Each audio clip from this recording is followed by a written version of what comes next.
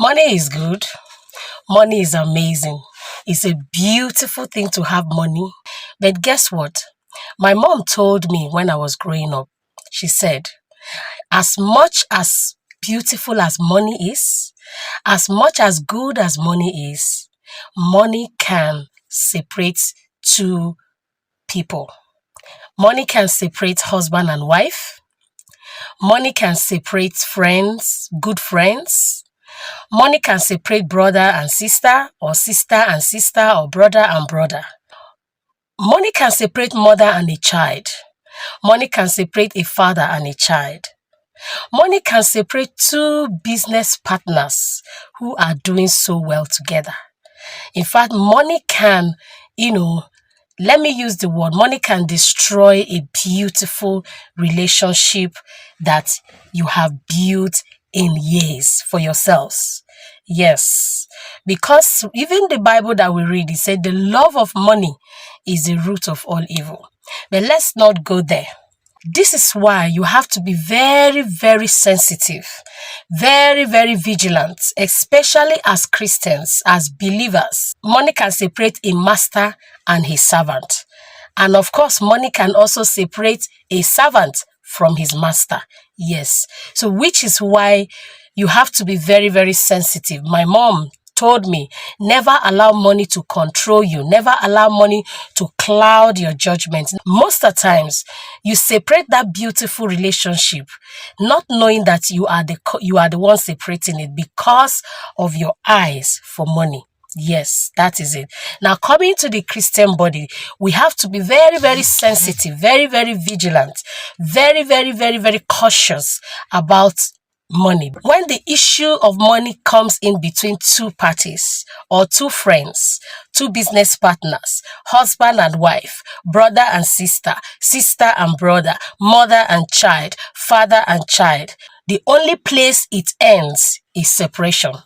But if at all it shouldn't end with separation, then there comes in what we call sacrifice. That means one person who has not been caught up with that love for money, who has not been caught up with that power for money, will sacrifice, to let go of what he is demanding, or the person who they are demanding from will release what they are demanding just to sacrifice and retain that relationship. But whereby two parties do not want to let go, then the end product is definitely separation. And that is why you see people before, they have such a beautiful relationship, they have such a beautiful loyalty with each other, they love each other, they care for each other, they talk so much good about each other, and all of a sudden, boom, everything changes because money has come in between. So we have to, as a Christian, you have to beware of it. Beware of it. Whenever you go into, maybe you have a friend, or you are doing business with somebody, or you are having, no matter the transaction you are doing with anybody, whether between husband and husband, or wife, or friends and friends, or business partners, or board, there should be a clear, agreement that will help in case such a thing tries to creep up? Yeah, such a thing tries to come up, as in one person feeling cheated, because this always happens when the other party is feeling cheated. Of course, sometimes they may not be cheated, but the love for having more comes in, or having more power comes in, and that is where everything yakata. So this is it. That is why it's very, very important when it has to do with money. Don't say, now we now. No worry. There's nothing like no worry. Right? Make it clear, make it plain. Write it plain. How is it gonna be if this happen? Maybe you are running a business with a friend, and then how are we going to share the profit? Okay, along the line, when the business gets to this stage, how is it going to be done? Okay, somebody gives you money. Please, can you keep this money for me? Or write it down, the date that the money was brought in and how much. A lot of times, the money that brings issues are money you deal with in an unofficial manner. Maybe when you just assume that you are on the same page. You are now we. You go just do them anyhow, and then one day, boom, problem comes. So you write it down. If they come to take some money out of it, you write it. She also writes in her record. And trust me, if that is done, let's assume anytime that monster, because money is good, but trust me, is a monster. When it's begin to come up, creep up in one of the parties, of course there is something that we check it. There is an agreement that we put it to check. But whereby you don't do it, that is where there's problem. So how can a son give the father money and he's saying the father should record it? Yes, it should be recorded. As long as you are making him your savings, it should be recorded. You understand? So that when you record it, when that monster start coming up, because this greed is something that exists in every human being. What we call greed, it exists in every human being. But the only difference is that it has levels. Every human being has levels of their greed. When the greed becomes too much, that is when you see people, want a do or buy something, so you do or buy. You see that we take it, or they buy, they buy someone and all that music. So that is why it's very, very important, because I don't want to go here. I see a lot of things now. You see people who have so much beautiful relationship, beautiful thing going on, and all of a sudden, because of money, because of money, you see that beautiful thing just get destroyed. And you even see them hurt each other. Yes, they go as far as hurting each other. Yes, they go as far as that. One of the solutions that will avoid it entirely is proper recording, proper agreements, proper recording.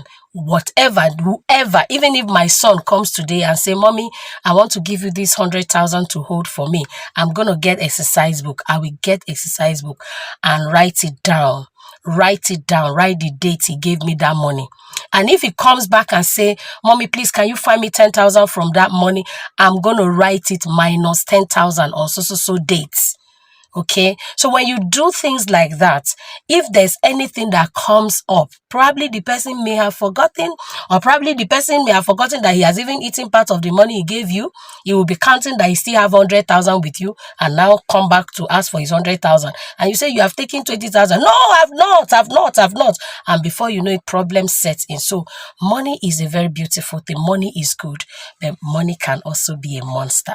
So they don't let the monster in money control you, because when it comes, the only thing it does is destroys relationship. Every beautiful thing you have as husband and wife, it destroys it. Every beautiful thing you have as a brother and brother, it destroys it. Every beautiful thing you have as a mother and a child, it destroys it. A father and a child, it destroys. Every beautiful thing you have as a co-business partner that you have, money destroys it. When you allow that monster to set in. Once it's set in, honestly speaking, the only solution is one person sacrificing. But whereby nobody wants to sacrifice, then the end product is separation. Sometimes it can even lead to, hurting each other in one way or the other. This one go call police for this one. This one go call EFCC for this one. Now it's EFCC that is raining. That's what is raining. Any pararam, you go call them. I don't want to go into that mess. But for believers, please don't say na we. Nothing like na we. When you are dealing with money, there's nothing like na we. If na your brother bring, even if na your mama bring, na your great grandfather come out from the grave and say, "Keep this money for me," write am down. Say, "My great grandfather come out, say, make I hold this money." Write am down. Because if you know write am down, the day when they go come for their money, they don't mind taking you to the court of the spirits. So please, I'm just joking anyway. So what I'm trying to say is, please, proper recording, proper agreement. You must do it. Don't say na me, na we. Now, na husband and wife, na we, na me, na anything we husband get, na wife get. Your wife can give you money and then come back and say, "No, that's not how much she gave you. That she gave you more than that." And what do you do about that? You try to defend yourself, and in the course of it, it can cause a lot of problems.